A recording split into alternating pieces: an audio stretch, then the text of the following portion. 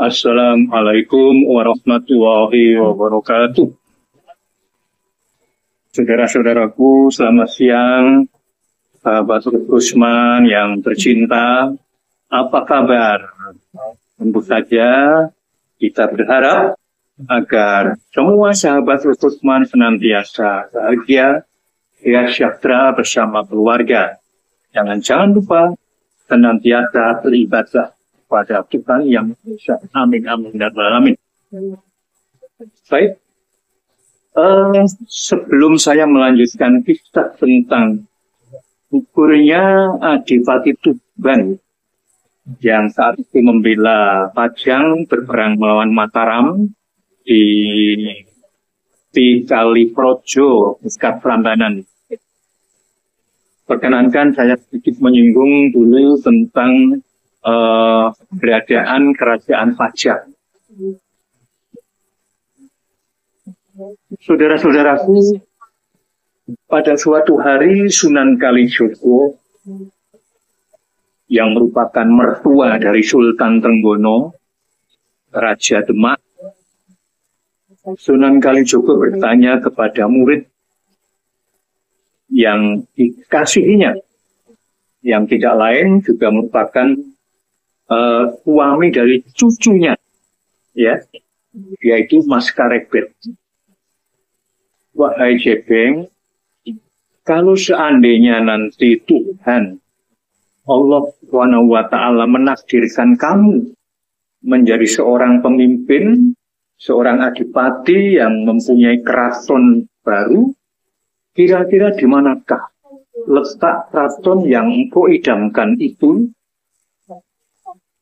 Bukan main terkejutnya Mas Karebet atas pertanyaan guru yang sangat dikasihinya, sangat dihormatinya itu. Maka kesempatan itu tidak sia-siakan oleh Joko Tingkir atau Mas Karebet. Ia teringat akan leluhur-leluhurnya yang dulu memimpin suatu tempat yang disebut sebagai Pengging. Desa Pengging itu sekarang berada di wilayah Kabupaten Boyolali, ya. Karena Mas Karebet tidak lain adalah putra dari Ki Ageng Pengging II. Ki Ageng Pengging II yang juga nama aslinya adalah Ki Kebo Kenongo. Ki Kebo Kenongo itu putra dari Ki Ageng Pengging I atau Pangeran Handoyoningrat. Sedangkan Pangeran Handoyoningrat itu tidak lain adalah menantu dari Prabu Brawijaya V, Raja Majapahit. Tetapi Mas Karebet tidak langsung menempati Pengging yang merupakan warisan dari leluhurnya, melainkan berdasarkan apa yang mungkin pernah dibacanya, ya, mungkin pernah menjadi referensi berdasarkan pengembaraan yang telah dilakukan oleh Mas Karebet. Ia menemukan suatu wilayah, suatu daerah yang terasa lebih leluasa untuk berkembang, leluasa untuk dikembangkan. Bergeser sekitar 15 km dari Pengging menuju ke tenggara, yaitu suatu wilayah yang kemudian disebut sebagai Pajang. Pajang di dalam naluri batinnya adalah merupakan tempat leluhurnya yang lebih sepuh lagi. Dalam Prasasti Waringin Pitu dijelaskan bahwa ada 14 keraton yang langsung berada di bawah raja, namun dikuasakan kepada keluarga raja yang disebut sebagai Bri.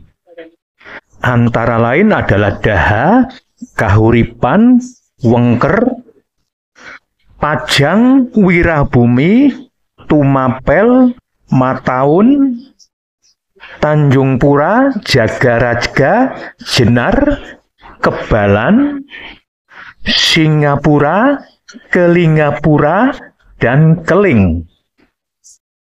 Jadi Pajang termasuk di dalamnya. Pajang juga disebutkan pula di dalam kitab Negara Kertagama yang dikarang oleh Empu Prapanca yang telah ditulis pada tahun 1365 Masehi. Juga tersebut pula di dalam prasasti Pamintian yang bertarik 1437 Masehi yang telah ditemukan di wilayah Burno Bojonegoro, yaitu tepatnya di lereng Gunung Pandan. Tercatat sebagai Bri Pajang pertama adalah Dyah Nirtaya, seorang perempuan yang merupakan adik dari Prabu Hayam Wuruk. Kemudian ada juga Bri Suhita. Ini merupakan cucu dari Bri Netarya, yaitu putra Prabu Wikramawardhana. Kemudian yang ketiga adalah Bri Sureswari, yang memerintah Pajang sampai dengan tahun 1450. Nah, saudara-saudaraku, Bri Sureswari inilah yang oleh beberapa pengamat disebut sebagai nenek dari Mas Karebet, alias beliau Bri Sureswari adalah istri dari Pangeran Handoyoningrat atau Ki Ageng Pengging I. Nah, itulah saudara-saudaraku, mengapa ketika kemudian gurunya menawarkan suatu daerah mana yang ingin dikuasai oleh Mas Karebet, maka Mas Karebet kemudian berpikir untuk mengembalikan kejayaan para leluhurnya di pedalaman tanah Jawa.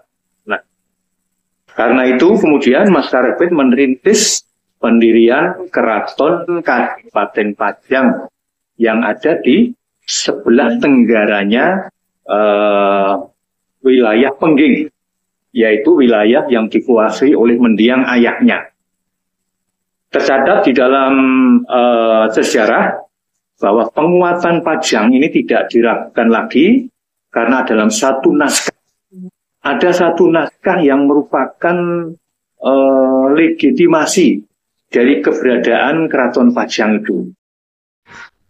Telah ditemukan kumpulan naskah yang disebut sebagai naskah Merpati Merbabu yang telah ditemukan pada bulan Agustus 1923, bertuliskan dalam aksara Buddha dan ditemukan saat pemerintahan Gubernur Jenderal Van der Kepelen.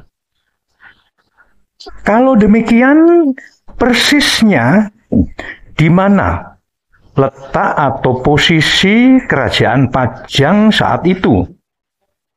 Keraton Pajang telah ditengarai, ditemukan bekas-bekasnya berada di antara perbatasan Desa Pajang, Kota Surakarta, dengan Desa Makam Haji, Kabupaten Sukoharjo, Jawa Tengah.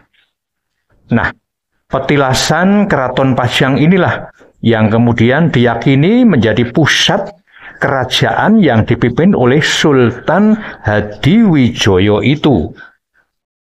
Nah, saudara-saudaraku, sahabat Rusman, tidak mengherankan kalau Mas Karebet itu menjadi seorang raja, ya, seorang sultan besar yang ternama. Nampaknya Mas Karebet atau Joko Tingkir itu adalah seorang pria yang benar-benar traing kusumo rembesing madu. Kesatria pilihan, wijining topo tedaing Andono Warih. Andono Warih, Andono itu artinya memberi, ya. Warih itu air, memberi air kesejukan. Dalam diri Mas Karebet mengalir darah biru, keturunan Tus Poronarindro. Traing ngaluhur kang awata sinatrio kahambek pinandito. Betapa tidak, karena Mas Karebet atau Joko Tingkir adalah cucu buyut Prabu Brawijaya V, yaitu raja terakhir dari kerajaan Majapahit. Baiklah, sekarang mari kita gulirkan waktu ke beberapa abad kemudian, yaitu tepatnya di tahun 1582, pada saat kejadian di mana Tumenggung Mayang dan putranya telah melakukan sesuatu yang membuat Sultan Hadiwijoyo marah di Keraton Pajang. Seperti yang telah saya singgung pada kisah sebelumnya, maka apa yang terjadi ketika Tumenggung Mayang mengetahui bahwa putranya yang bernama Raden Pabilan telah melakukan satu tindakan yang kemudian menjadikan dia terbunuh oleh pusaka Sultan Hadiwijoyo. Maka Tumenggung Mayang 3 hari kemudian suan kepada Sultan Hadiwijoyo, menyerahkan sepenuhnya kebijakan kepada sang Sultan. Atas semua itu tindakan atau kebijaksanaan yang diambil oleh Sultan Hadiwijoyo adalah dengan cara mengungsikan, ya, hukumannya berupa diungsikan Tumenggung Mayang ke Semarang. Di sana diharapkan nanti Sang Tumenggung akan belajar agama pada seorang adipati yang juga merupakan ulama yang bernama Raden Cekip atau Ki Pandan Arang III. Nah, dengan keadaan semacam itu, ketika Nyai Tumenggung mendapatkan laporan dari orang kepercayaannya bahwa suaminya akan diungsikan ke Semarang, maka dalam benak Nyai Tumenggung adalah suaminya dihukum, dibuang ke daerah pesisir utara. Nah, karena Nyai Tumenggung tidak mendapatkan penjelasan yang lebih detail, maka dia menjadi panik, perasaannya menjadi kacau. Maka Nyai Tumenggung segera memilih utusan, ya, menyampaikan kabar kepada kakaknya, yaitu Raden Sutowijoyo di Mataram, bahwa suaminya akan mendapatkan hukuman untuk dibuang ke daerah Semarang. Begitulah utusan Nyai Tumenggung itu kemudian dengan gerakan yang begitu cepatnya naik dengan kuda pilihan itu dari Pajang, ya, sekitar Pajang, ya, ke arah Mataram. Itu kalau diurutkan posisinya itu ke arah barat daya, ya, barat daya, nanti melewati Kali Opak juga. Nah, apa yang terjadi kemudian? Sutowijoyo atau Danang Sutowijoyo yang merupakan anak angkat dari Sultan Hadiwijoyo, begitu mendengar laporan itu, maka sebagai seorang anak muda dia pun naik darah, minta nafsunya. Akhirnya Sutowijoyo kemudian membentuk satu pasukan khusus terdiri dari 40 perwira pilihan dengan menggunakan kuda pilihan juga. Maka mereka ditugaskan untuk menyusul dengan cara mendahului, ya, mendahului pasukan Pajang yang akan mengantarkan Tumenggung Mayang ke Semarang itu. Pasukan Pajang itu jumlahnya 100, sedangkan pasukan pilihannya Sutowijoyo dari Mataram itu jumlahnya 40. Namun ini tentara pilihan. Jadi mereka tidak dibenarkan untuk membawa senjata. Dilarang melukai prajurit Pajang. Tetapi mereka orang pilihan. Nah, kemudian tugas dari 40 orang itu diminta untuk melewati daerah Menoreh. Daerah Menoreh itu kalau sekarang ya sekitar Kulon Progo, ya, Jogja ke barat. Jadi mereka menelikung barat, melewati hutan menoreh, kemudian perbukitan menoreh. Ini kalau teman-teman yang senang dengan karangan S. Hamintarja ya, itu ada bacaan yang berjudul Api di Bukit Menoreh. Itu mungkin punya gambaran yang lebih jelas. Hutan menoreh itu adalah hutan yang lebat, melewati sebuah kali yang bernama Kali Progo, itu sebelah di sekitar Kabupaten Kulon Progo sekarang ya, ke barat, lalu melengkung ke utara. Nanti diharapkan mereka akan mencegat pasukan Pajang itu di sebuah hutan yang merupakan dataran tinggi di daerah Kedu. Diawali dari belantara perbukitan menoreh, lurus menuju arah utara, dan berujung pada kawasan yang ditumbuhi ribuan pohon pinus. Sekarang termasuk wilayah perhutani Kedu. Siang itu surya sudah lama melewati puncaknya, ketika dari sebuah hutan terdengar seekor harimau mengaum keras. Sesaat kemudian hutan itu menjadi sunyi.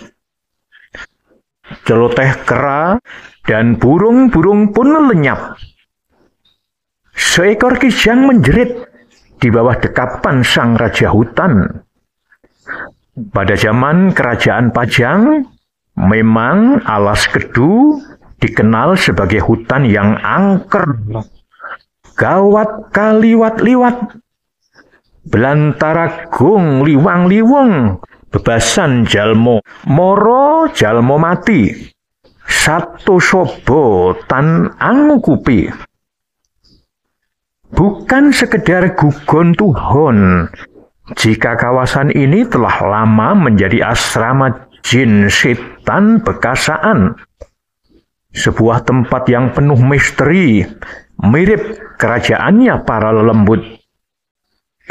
Di samping itu juga sebagai markasnya para begal sakti yang kekuatannya gegilani.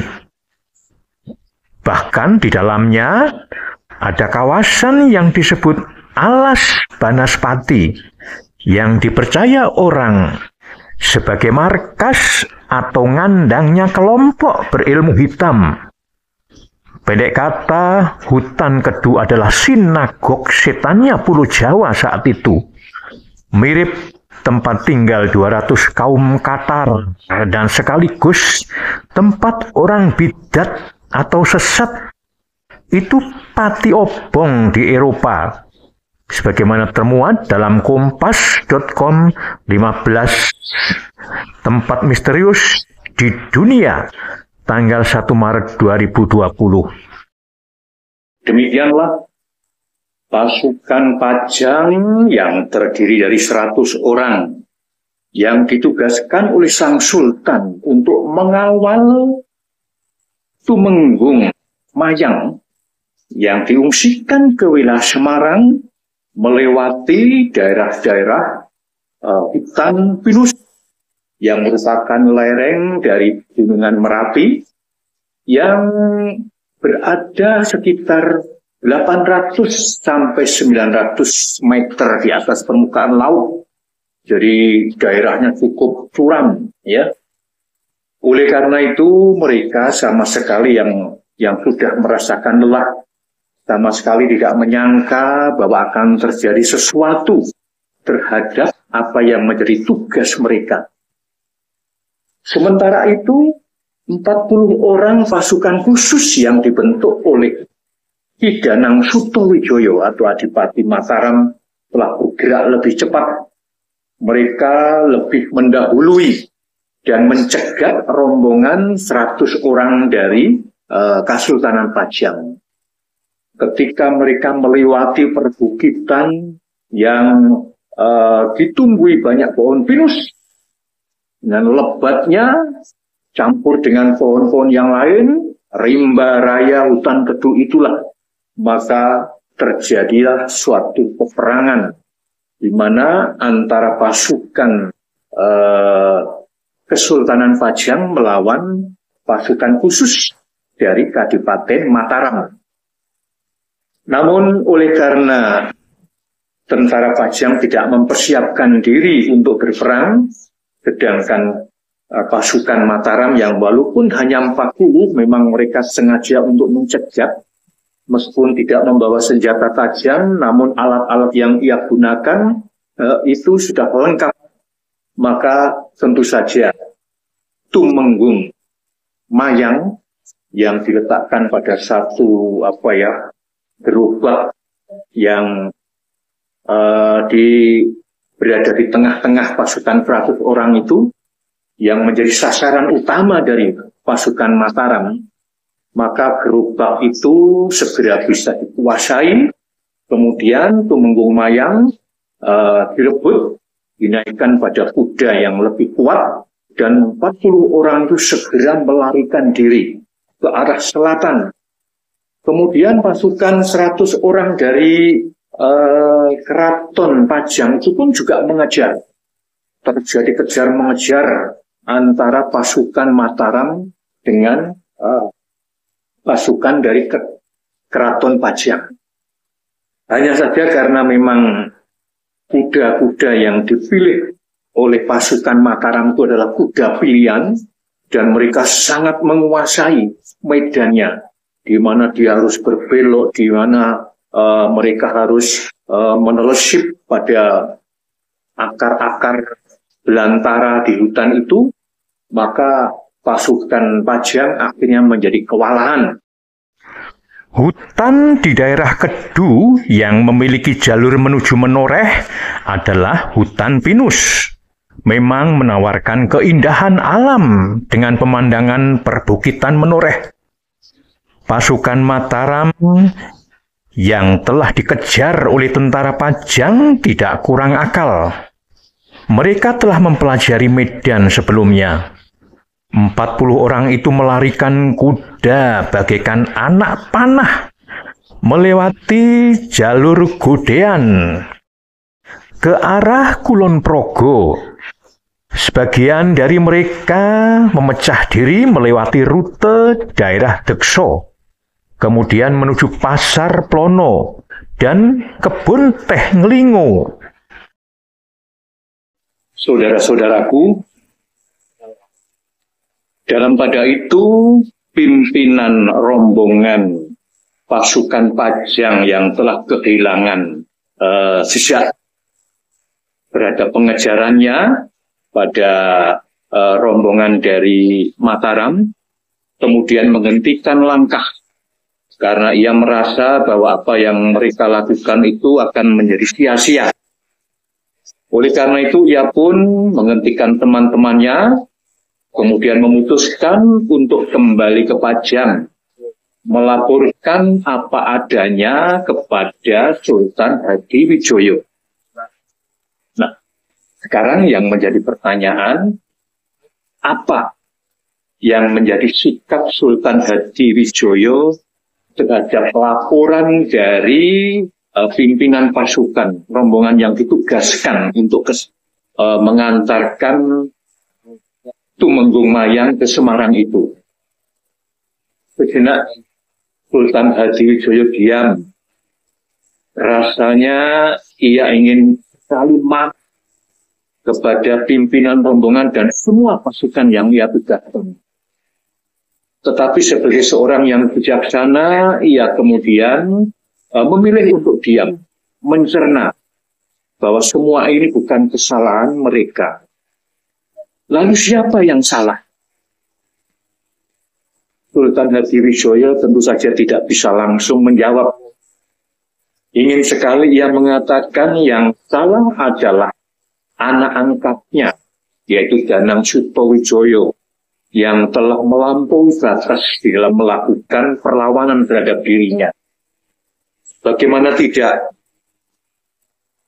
Sutowijoyo adalah anak angkat yang dikasihi melebihi anak-anaknya sendiri.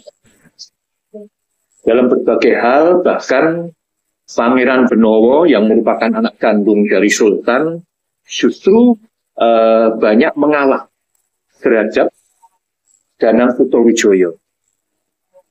Sutawijaya dan Ki Ageng Kemanahan telah diberikan hadiah tanah Mentawai. Begitu besarnya rasa kasih sayang. Tetapi setelah tanah Mentawai kemudian menjadi sebuah kadipaten, apa yang dilakukan oleh Sutawijaya? Ia sengaja lama sekali tidak sowan ngabiyantara ke hadapan Sultan Hadiwijaya. Itu satu hal yang seharusnya Sultan itu marah. Tapi karena rasa kasih sayangnya, maka Sultan memilih untuk diam, untuk bersabar. Kemudian kali ini ada peristiwa yang sangat menghebohkan di dalam diri sang Sultan. Di samping ada hal lain betulnya yang Sultan itu tidak bersabar ya. Sebelum Danang Sutawijaya itu membuka alas Mentawai, betulnya ada satu hal yang seharusnya Sultan tidak marah sekali. Apa itu? Ceritanya begini. Ketika dulu Sultan Hadiwijaya, ya, waktu itu belum menjadi Sultan ya, masih Adipati. Adipati Pajang, yaitu Hadiwijaya, itu sanggup membunuh Arya Penangsang sebagai akibat dari Arya Penangsang telah membunuh Sunan Prawoto. Sunan Prawoto itu adalah anak sulung dari Sultan Trenggono. Sunan Prawoto itu adalah kakaknya Ratu Kalinyamat. Nah, ketika Sunan Prawoto itu terbunuh oleh utusan Arya Penangsang, itu rasa dendam Ratu Kalinyamat itu sangat tinggi. Meminta keadilan pada Sunan Kudus. Tetapi oleh Sunan Kudus tidak diberikan keadilan. Ini menurut perasaan Ratu Kalinyamat. Bahkan ketika itu suami dari Ratu Kalinyamat pun, yaitu Pangeran Hadirin, juga dibunuh lagi oleh utusan Arya Penangsang. Maka dendamnya Ratu Kalinyamat itu kobar-kobar. Sehingga dia melakukan, ya maaf ini dalam tanda petik, Kopowudo ya. Kopowudo di gunung yang namanya Donorojo. Gunung Donorojo itu kalau sekarang ya sekitar 35 km lah dari pusat kota Jepara ke arah utara itu ya. Di sana kemudian karena lama sekali Mas Karebet tidak melaksanakan kesanggupannya itu, akhirnya Ratu Kalinyamat memberikan hadiah kepada Mas Karebet, 2 orang gadis, yaitu putrinya Sunan Prawoto yang kemudian dirawat oleh Ratu Kalinyamat, artinya keponaan dari Ratu Kalinyamat ya, 2 putri yang cantik-cantik masih muda, dengan janji apabila Mas Karebet mampu membunuh Arya Penangsang, maka 2 putri itu akan dihadiahkan kepada Mas Karebet. Jadi wanita lagi ini ya Mas Karebet Joko Tingkir, ya itu memang hidupnya dia hidup untuk paruh hidupnya untuk wanita. Nah, ternyata apa yang menjadi pancingan Ratu Kalinyamat itu betul.